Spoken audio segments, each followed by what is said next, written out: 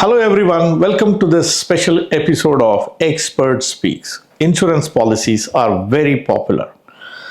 Insurance policies used to be purchased in India for the sake of tax benefits, and those days are behind us. Today, insurance policies are also can get taxed depending on what type of policy you purchased or the amount of money you put every year as a premium. Over a period of last decade, several changes have come which makes your insurance policies taxable. In this episode, we are going to talk to Chartered Accountant Sriram Rao on the effect of taxation on your insurance policies, both for the old policies which you have purchased earlier as well as the policies you have purchased in the recent times, and he is going to tell you what is the precaution you should be taking before you buy your next policy whenever that happens. This is NRI Money Clinic for you, and I am Dr. Chandrakant Bhatt, your financial guide for a happy living.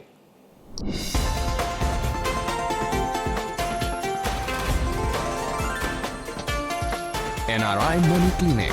No hype, just the right advice. Dear viewers, Chartered Accountant Sriram Rao is not new to you. You have heard him over many videos in the past. He is a practicing chartered accountant who has a lot of NRI clients whom he has helped in solving their tax queries and demystifying many of the tax related issues for the NRI community. He is here today. He is a partner at Nitin J. Shetty and Co. And welcome to this episode, Sriram. Thank you. Namaskar. Sriram, insurance policy taxation is something which is not well understood by the general public, not understood by the agents who sell the insurance policies, and there is so much of mystery around it. Many people do not know that there is so much of a tax arbitrage which is there in the insurance policy, which makes them it's better to hold on to the existing policies than to close them and buy something new. For the benefit of our audience, let's do this as a reference video for them. Let's dig a little bit into the history and build it up and tell what exactly people should be doing when they buy the new insurance policies, as well as what is that they should be doing with the old insurance policies. First of all, can you take me through a bit of a history of taxation of insurance policies as it happened in the past decade? First of all, if we look into the provisions of Income Tax Act, when they framed the law, they gave full exemption for any proceeds which is received from insurance policies. So that is under section 1010D, everybody would know. But over the period of time, the way in which the business was carried on, especially by the insurance companies in respect of life insurance, they modified the policy terms and made it more of an investment as such, rather than insurance policy to cover the risk of a life of an individual. So with that, there are certain additional benefit which the individuals got, and there also found certain cases where people started misusing these provisions. To curb these kind of misuses, especially initially in 2003, 1st April 2003, first restriction has been put on this insurance policy which were getting exempted, life insurance policies which were getting exempted. Now first what they told is, we will give you exemption for almost all the things. However, if the premium, annual premium exceeds 20% of the sum assured, then to such policies there will not be any exemption when it actually matures or premature withdrawn, whatever it is. So that was the first exception which was given. So that was applicable for all the policies which were issued, life insurance policies which were issued between 1st of April 2003 till 31st of March 2012. Then people started misusing these provisions because the threshold was about 20% of the sum assured. So they reduced this threshold to 10% of the sum assured. Which means the sum assured should be 10 times of what you pay every year. Correct.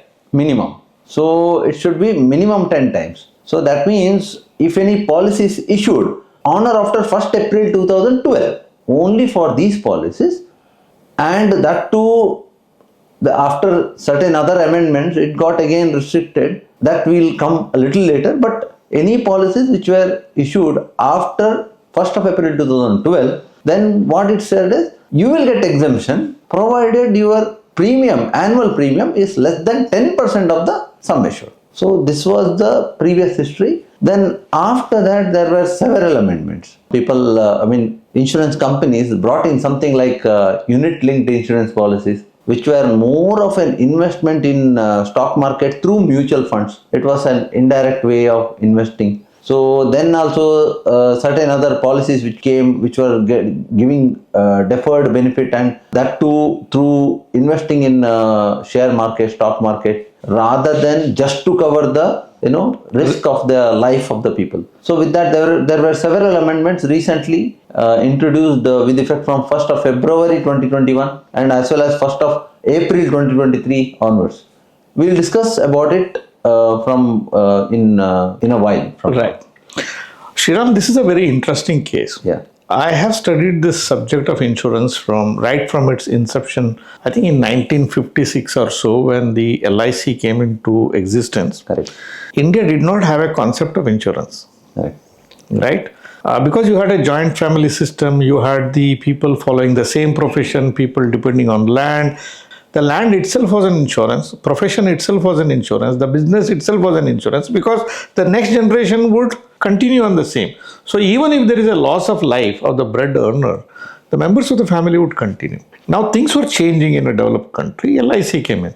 Now how do you teach people the art of buying the insurance? So people were just reluctant to buy. So what did the government do? First they said that, okay, the premium what you pay will not be lost, you will get something at the end. So the concept that I pay, if I don't die, I will not get anything, people thought I'll lose money. That's why they brought in the endowment plans, which would give them a substantial amount of money at the end. Then came the issue, even then people were not buying in such large numbers. Then they said that apart from this, buy this, I'll give you some tax exemptions also.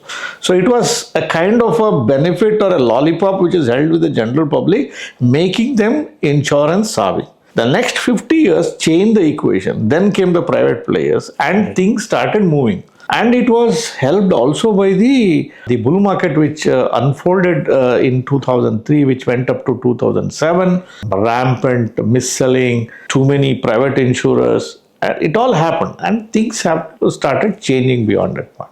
2019 or 18, I remember, the mutual funds came under taxation. This created an arbitrage between an insurance policy, what you are referring as unit-linked insurance policies, versus the mutual funds. You invest in mutual fund, you end up paying the capital gains tax. You invest through a unit-linked insurance plan, you pay 0% tax. Who doesn't want an arbitrage? Correct. Right? So one industry went against the other and requested for a level playing field. That's how the taxation of unit-linked insurance plan, the history behind it reads it as. Mr. Sriram, let's get into one by one portion of what changes have happened in the recent past, let's say in this decade of 20s, and let's see how it will impact people who have purchased it from then onwards. Yes.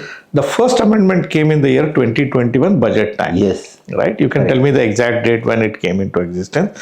What is the taxation which has been imposed on the unit-linked insurance policies, which are nothing but the mutual funds kind of an investment coming from the insurance companies? Correct. See, as I mentioned, last amendment was in 2012. After that, the amendment came with effect from any unit-linked insurance policy, ULIP.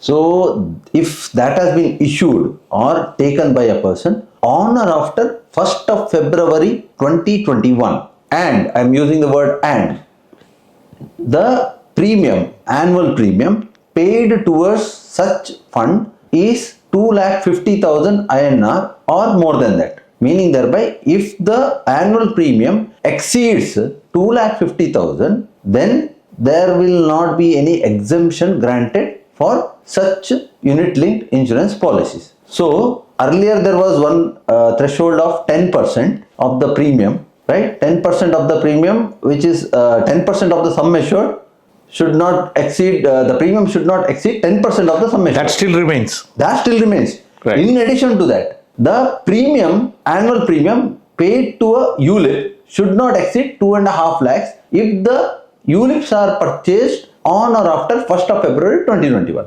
Right. If such a additional condition coming in, there will be further restriction on such ULIPs because there will be taxation from that standpoint as well. Right.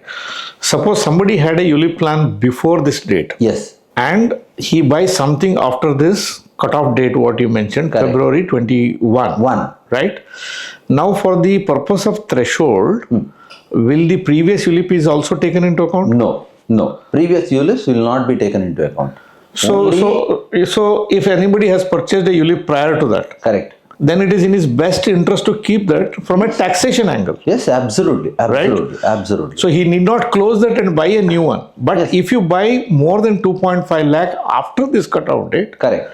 how will it be taxed? It will be taxed as capital gains. Okay. In the sense when Same as mutual funds. Same as mutual funds. So whatever the proceeds you receive, from that you deduct the premiums whatever you pay. Right.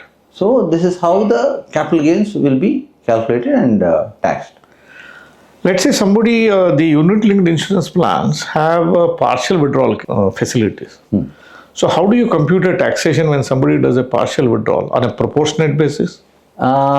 See, as far as ULIP is concerned, there is no straightforward formula given. However, when there is a partial withdrawal, there is a clear-cut number of units which has been withdrawn. So you have to go back and calculate how many number of units which were given on FIFO basis, first in, first out. So based on that, what was the premium paid, to that extent you can deduct the premium at that point of time. This is how the calculation has to be done. Because when there is a capital gain from in respect of mutual fund sale or shares sale, everything. So for that there is a set mechanism of application of first in, first out method. That means first whatever you purchased, that is being sold first. This is how the formula has been designed under the law. So the same formula can be applied here. So which means any policy holder who has purchased these policies, it's in his best interest he keeps the entire statement of account right from day one till the day of maturity. Yes. So when you file the tax returns, or your chartered accountant or commercial accountant, whoever is files the tax return, would require these data points. When did you start? What is the number of units you purchased? What is the initial NAV purchased? When you closed? See, if you buy the policy and close it in one go, things will become simple. Yes. But you decide to do partial withdrawals. Let's say, so it makes sense for you to keep all these statements ready so that you don't have to go through the hassles of finding where did I buy, what did I buy. All these problems can come. Yes, absolutely. Then there is this question of TDS.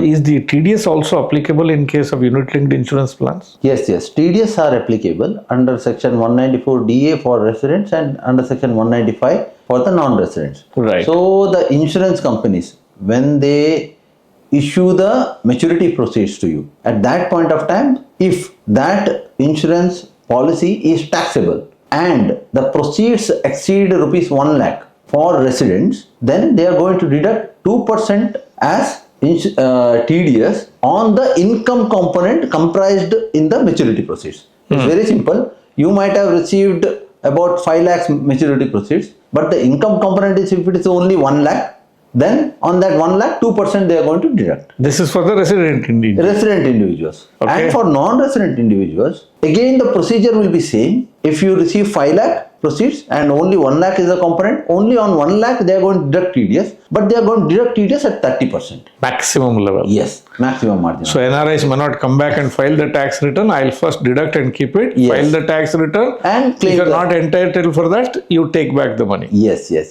absolutely. As simple as that. Yes. Right. So do you mean to say that now the somebody invests in a mutual fund and somebody invests in a ULIP? From a taxation perspective, both are one and the same? Yes, absolutely. It's one and the same. Right.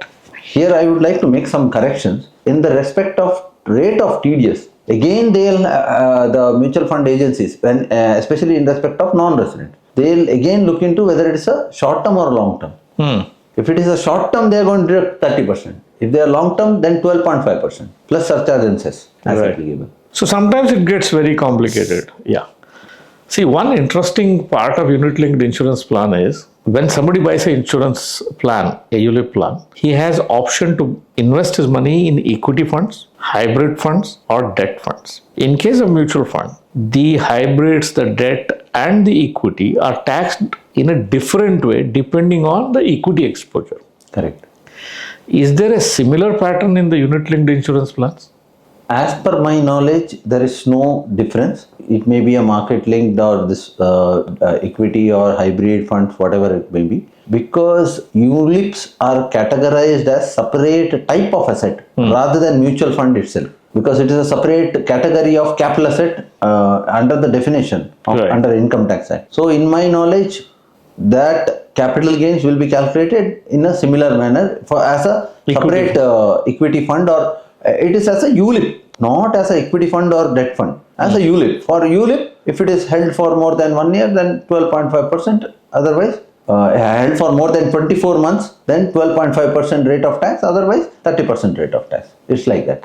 So this is one place probably, depending on my discussions with you, it looks like there is some tax arbitrage here. Let's say somebody buys a debt fund in a mutual fund and you end up paying a higher amount of tax. Whereas if the same debt fund is there, either in full or a portion of your investment, it will suffer a differential rate of taxation, which is same as an equity fund. That makes it interesting. Yes, right? As to my knowledge, as on date, yes, this tax arbitrage is a possibility. Right. Now the insurance companies predominantly have three types of insurance policies. One is a term insurance where there is no investment component. Second is the unit-linked insurance plans, what we discussed till now. The third is another very popular form of insurance called the traditional policies. You have it in the form of guaranteed return insurance plan. Some people call it as GRIPs. Some people call it as a pension with an insurance component. Let's pool all that and say this is a plan which resembles like an endowment plan. Over a period of time it has changed. But these two have come under taxation in the recent past. Yes, there has been further amendments as applicable from 1st of April 2023.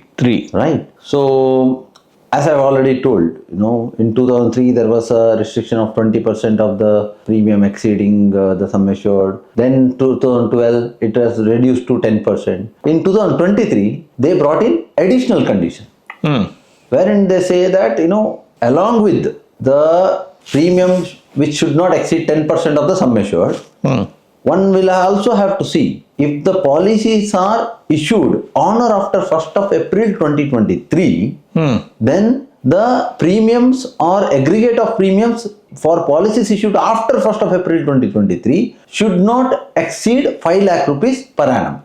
Per person. Per person. Okay.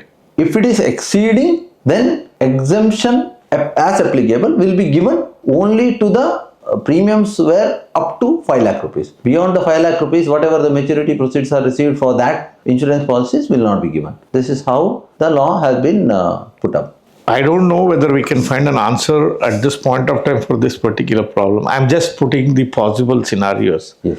Let's say that somebody purchased a 10 lakh rupee worth of endowment insurance. Okay. Right? Now, as a chartered accountant or as a person of law, how do you treat when it reaches a maturity? Because it has exceeded 5 lakh, the entire amount is taxable. Or you will say the first 5 lakhs is tax free. So 50% of your money is tax free and 50% is taxable. How do you treat this while filing the tax return? Let me say that 10 lakhs is the endowment plan. So endowment plan, let us presume that it is annual 10 lakh is the premium. Correct. And sum assured is more than 1 crore. Yeah. We'll assume that. So this being the case, the first condition is satisfied. Based on that it is exemption can be claimed. But if the policy is taken on or after 1st of April 23, since the premium has exceeded rupees 5 lakhs, in my view, the entire policy will attract tax. The proceeds of the entire policy will attract tax. This is my view, and the view is as on date. Okay. Why? Because is that there is no way in which you can actually segregate the insurance policy. How one insurance policy can be made as two? It is not a threshold which is given. What is given is if the premium exceeds 5 lakh, you will lose the exemption. This is what the law says. So it means that once the premium exceeds that, then you will not get the exemption. It will not say that if the premium exceeds 5 lakh, then your restriction of exemption will be up to 5 lakh rupees worth of premium, how you calculate that? No such rules are given as on date. So let's assume that if somebody buys a policy of 10 lakhs, single policy. Correct. So there is no way you can claim the benefit for the first 5 lakh. Correct. Now let's come back to the new situation. Yes.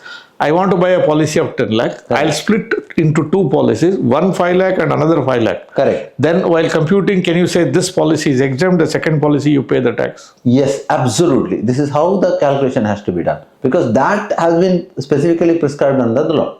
Right.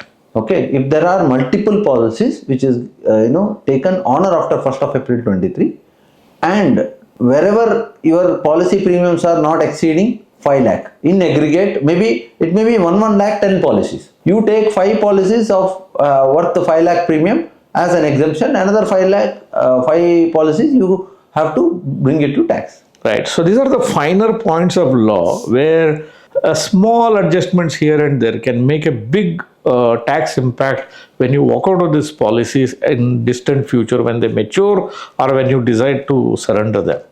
Mr. Sriram, I understood this case of taxation of traditional policies beyond 5 lakh threshold per person per year. Correct. Now we have another issue. Let's say somebody buys a bigger policy or buys a policy which has a taxable implications. Okay. But he will not get a maturity proceeds. And the insurance companies have product designs today which pays, instead of paying the lump sum, have staggered payments. Correct. To cater to somebody's retired life and other things. 5 years, 10 years, 15 years, lifetime, whatever it is. So how do you compute taxes when the payouts are coming in a staggered manner? Okay. Can you take it through an example now? Okay. Now, if your policy is not exempted, let us leave it at that. If the policy is not exempted, it is taxable. Right? You are aware of that fact when you are investing only. So, when the maturity proceeds start getting, so how it will get taxed? So, let us take an example. 1 lakh has been the premium paid for 10 years. From 11th year onwards, I am going to get 2 lakhs for another 10 years. Right? So, this being the case, I have invested 10 lakhs. From 11th year, I am getting 2 lakhs. That's the first year. So, 2 lakhs I have received where premium paid 10 lakhs. There is no income for me in the first year. Right. So, there will not be any taxation. So, when you calculate likewise, when you reach the 5th year, you have received 10 lakhs for which premium has been already been claimed as deduction. Right? Right. From the 6th year onwards, whatever 2 lakhs that you are going to receive, that will attract tax. 100% income. Yes. Because there is no deduction which you can claim. You would have already claimed those deductions against the first 5 years of receipt of 2 lakh each. So there is no further deduction one can claim. So it is not, when you get the 2 lakhs, it's not proportional amount of my principal is this, my income is this. No. So what I get to understand here is when you get a payout from an insurance company as a staggered payout, it is treated as first towards the principal. Correct. You exhaust the principal. Correct. You reach a point where the entire proceeds what you get comes as an additional income or a profit, interest, whatever the terminology you want to use. Correct. And then you will tax it at 100%. Correct. Right? There's a clear notification in this regard where they have notified and through a circular, Rule 11 UACA. So this is what the rule number is, UACA, 11 UACA. Under that, this is a clear-cut example which they have given. Right. Mr. Sriram, for those people who do a lot of planning from a taxation perspective, my initial thoughts are it is creating a lot of tax arbitrage here, right? You keep money in the bank. Every year you get interest. See, let's look at like this. What do? People keep a lot of money in the banks, right? Correct. And you treat it as an accrual income, interest that year itself, whether he has drawn or not, and you pay taxes. Correct. But here is a case, it may be traditional plans, but you put money here. You don't pay taxes during the premium payment period, which is 5, 10, whatever the term that people have accepted. Post that, you draw in such a way that for a long period of time, you keep taking out your own money and thereafter you get a tax. So it's a clear tax arbitrage. And let's say that somebody buys a policy for 10, 12 years and he withdraws the principal over next 10, 12 years, which means you can manage your taxes for literally 25 odd years, by which time the tax slabs also will move up, right? Not many people have thought about it, and this is something which people should look in all possible metrics. There is a general tendency to blame all the insurance policies, telling that, see, when you look at data, dissect it, apply your mind, apply your common sense, and put things in figure, it appears to be one of the best tax saving tools today. Why people should not be using it? See, people can use the limits which are given to them up to 5 lakh. Somebody who can't afford, up to 5 lakh government has given you. Under ULIPs, they have given 2.5 lakhs, right? You put money in the debt funds, it gets taxed at a higher rate. The debt funds under the ULIPs will attract just the 12.5%. In traditional plans, you put it for a long period of time till you exhaust your capital. You're not able to, you don't need to pay taxes. It works like a deferred taxation. So there are many ways one can really look into it. That's very, very interesting. Even I didn't know much about it. Thank you for enlightening my audience, and probably they will see these things with a new class now. Mr. Sriram, you told about ULIPs being taxed at the same rate as a mutual fund, but it is treated as a category by itself without looking into what exactly is there inside the fund. So whatever is there inside the fund, you get charged at 12.5%. Correct. Now the traditional plans, you said you are taxable. What is the tax percentage on these policies? Yes, now traditional plans other than ULIP, any policy other than ULIP will be taxed as income from other sources technically, and slab rates as applicable under the Income Tax Act will apply. So if you are at a higher slab, then higher slab of 30% will apply. If you are at a lower slab, then it may not attract any tax also if it is very lower than the threshold which is being prescribed. Just for our theoretical purpose, I know it's not possible. Say today up to 12 lakhs there is an exemption. Let's say somebody retires and his payouts are around 10 lakhs and he has exhausted all his principal. Then he doesn't have to pay any taxes. Is my understanding correct? Yes, correct. Right? Correct. So for retirees should see this, or for those people who are planning for retirement should see this with all the earnest inquisitiveness. There is enormous amount of security in these policies, enormous amount of tax arbitrage in these policies. Speak to your financial planners, look into the possibility, compare it with a bank FD, compare it with a mutual fund, and see what happens in your life during your retirement days. See whether this can be of use to you. There is no general guidance, there is no general advice. Individual cases will be different. People have to see it, and the concerned financial planners have to look into the suitability of products for you. But there is a clear case that people have to look into this. One another case is that of the NRIs. In case of mutual funds, under double tax avoidance agreements, there are several benefits which are available in countries which have a favorable DTA agreement, something like Middle East countries, Singapore, and several countries which we have discussed in the earlier videos. Whether these traditional policies or the unit-linked insurance policies have any benefit for the NRI community? Okay.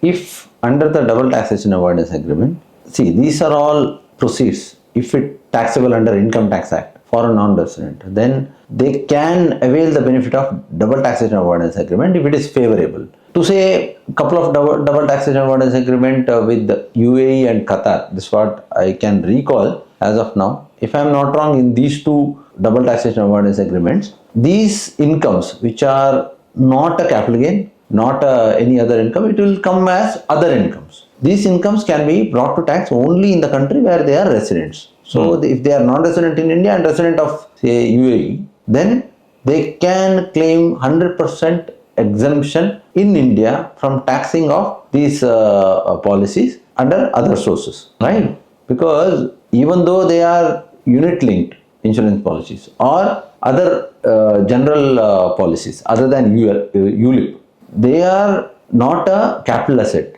right? Under the double taxation avoidance agreement, they are a risk covering policies. That is why they are incomes in the nature of other income prescribed, Right. which is not specifically prescribed. So that's why, unless more people use it and government takes a cue and adds a clause to say that Correct. such and such a thing happened. So enjoy the tax benefits Correct. given by the government as long as it is in force, and no one Correct. knows what happens in the next budget or in the future. Correct. Governments are supreme. correct.